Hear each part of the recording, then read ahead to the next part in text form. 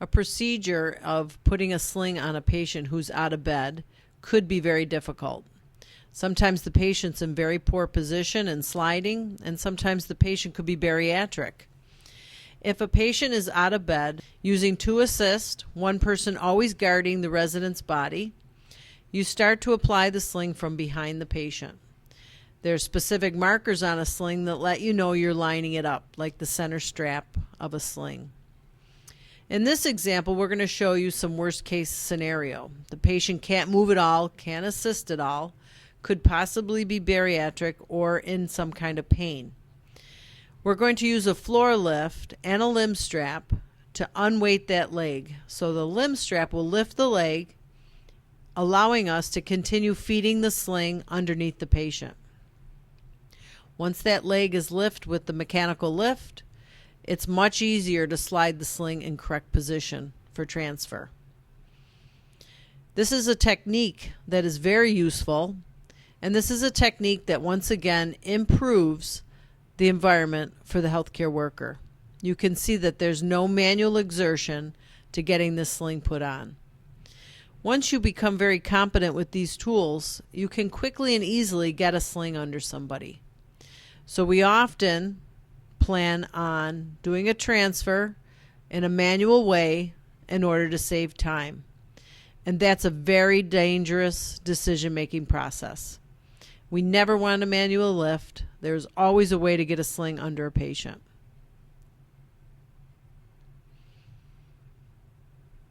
You can see with that leg lifted, it's much easier to feed the sling into proper position underneath the thigh. Once again, when you transfer a patient back to bed or out of bed, you always want to ensure that the attachment is good, even, and that the patient, unweighted in the sling, stays over the safe surface before you move the lift. So once you attach your sling, you're sure that the patient is connected correctly to the carry bar, and then and only then are you ready to move the lift and transfer the patient. Remember, when you're using a full mechanical lift, you should always have your patient as close to the surface you're transferring to and from. This way you limit the amount of push-pull forces of moving a floor lift.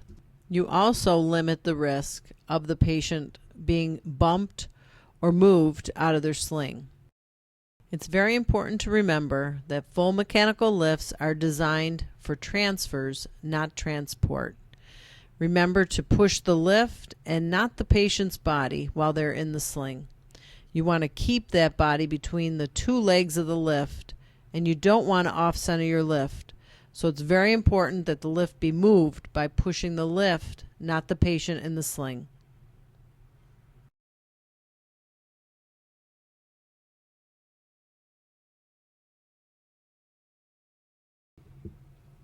One of the most difficult tasks for a caregiver is to get a sling under a patient in an occupied bed.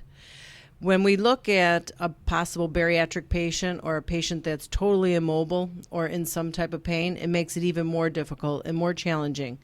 What you're looking at here is what we call our sling application tool. It's a device that has a non-friction surface. You can see how easily it slides under the opening of the small of the back. Turn then up to underneath the patient's head and neck. With that device in place and its two layers, we can now place the sling between the two layers of that sliding board or sling application tool. Using good body mechanics and taking a step backward, using your full body, not just your upper body and arms, you can slide that sling down the length of the patient's body. When that sling is in place, it's ready to be used, and you did not have to turn and roll that patient. The sling you are looking at is a full body positioning sling. You may have a patient where you need to completely turn them in a log rolling type of turn, or they may be an orthopedic case or someone who is very fragile. With the full body sling in place, you can lift the patient completely up into the air and make a new bed. You can turn and position the patient, and you can pull the patient up or down the bed. And this shows you how easy it is to slide the sling underneath the patient and remove those two boards without changing the patient's position. See how easily they slide out. And there's 2 layers, and the sling was applied between the 2 layers. Now you've seen how to put the sling on an occupied bed. What we're going to do is take this positioning sling, and we're going to show you how to turn and position a patient using a floor lift. When you think about the number of times that you have to roll and turn a patient for pressure relief, care, or incontinent care, you are doing that continuously, off and on, throughout the shift. If it's done mechanically, it is safer for you and safer for the patient. Think about the times that you have to turn and position a patient who is startled or combative or in pain and does not want to be turned. That patient has the potential to push back at you and cause further injury. So with a full mechanical lift and attaching the sling to the lift carry bar, you can mechanically turn that patient, and that patient has no opportunity to push back at you. Now, if you attach this sling on both sides, you're going to be able to lift the patient completely off the bed. They'll be completely cradled in the sling in a supine position. This is perfect for doing a bed change, repositioning, or turning the patient. Remember, both sides are attached, and the patient is completely lifted off the bed.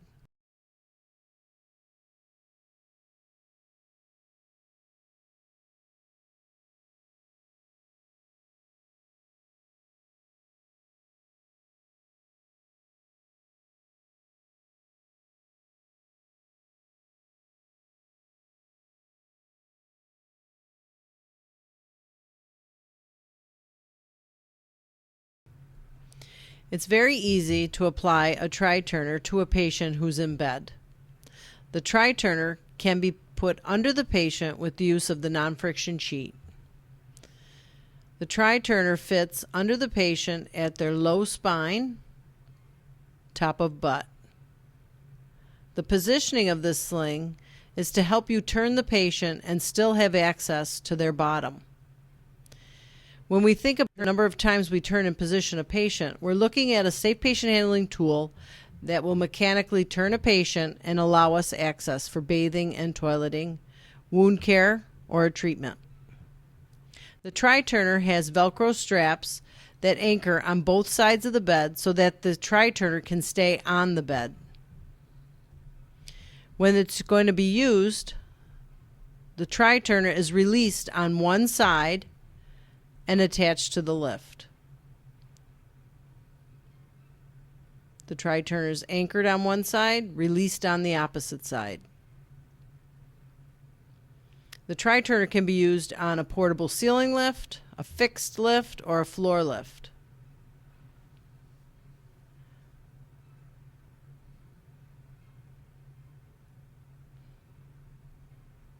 When the tri-turner is connected to the motor, it will mechanically turn and roll that patient.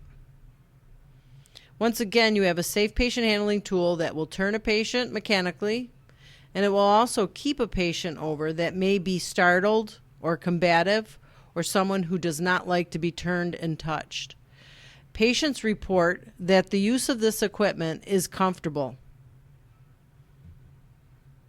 If you have to turn and position a patient on their side for pressure relief, you can turn them, stick a wedge behind their back to hold them over, and then release them from the motor.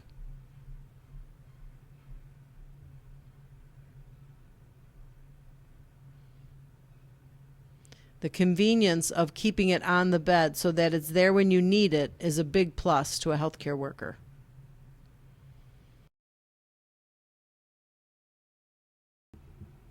What we're going to take a look at in this video clip is a turn and split sheet. A turn and split sheet is a very useful tool for a task that we do with a lot of repetition in healthcare. What you're going to look at is how easy it is to connect the split sheet to a ceiling lift, and it also can be attached to a floor lift. Once it's attached, positioning your patient in a sidelining position. You also want to cue your patient to reach for the rail when they see it. It helps augment improved bed mobility. Very comfortably, you can see how it's turning the body. The resident or patient gets into a position where they can hold the rail. The sheet is velcroed from the top to the bottom, and it's split in half. And now with the sheet split in half, you can place a bedpan or do care or a treatment. The caregiver is always positioned toward the leg end of the patient. This way you prevent any of the potential for the patient to fall out of the bed. You're always, before you turn, moving your patient off center and away from the side you're turning toward. Added protection is that you're facing that resident patient and you're standing where the legs are. The attachment to the ceiling lift or floor lift is done with a buckle, and when you're done with that patient on their side, you can slip a wedge in behind their back to keep them over and disconnect from the lift. You can see that this could be done one assist as long as that patient resident is care planned for one assist. You're not transferring them out of the bed, you're only positioning them in the bed. What we're going to show you here is that you can also use a hygiene sling on a sit-to-stand lift. If your assessment proves that a patient is appropriate for a sit-stand lift, then the hygiene sling can be used with it. And you can see that it will put the patient into that standing position. The commode can be moved in or out. You have access to the patient's body. The hygiene sling attaches to the sit-stand lift in two different places. You can see the straps come up between the legs and attach to the front of the lift, and then the traditional attachment where the arms are. So the hygiene sling is appropriate on a sit-stand lift that has these features. We're going to talk a little bit about toileting and what tools are available to help do that in a safe patient handling environment. If you believe that you can transfer a patient onto a commode, you must remember to assess that they have the ability to do that transfer. When you determine they can't do it, we recognize how important it is to maintain continence and the ability to use a toilet. So what we're going to show here is the use of a hygiene sling for toileting.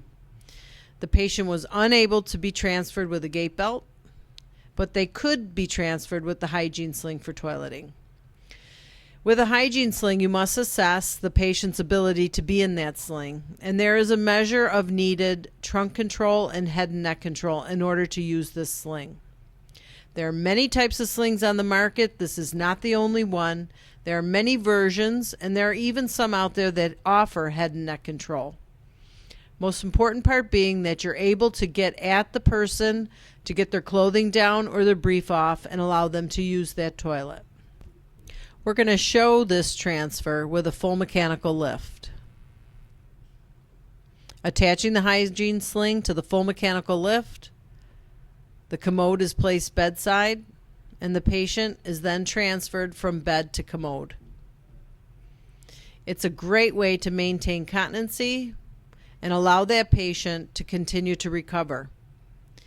Many slings can be used to toilet a patient. The hygiene sling that you're seeing in this video clip is just one example.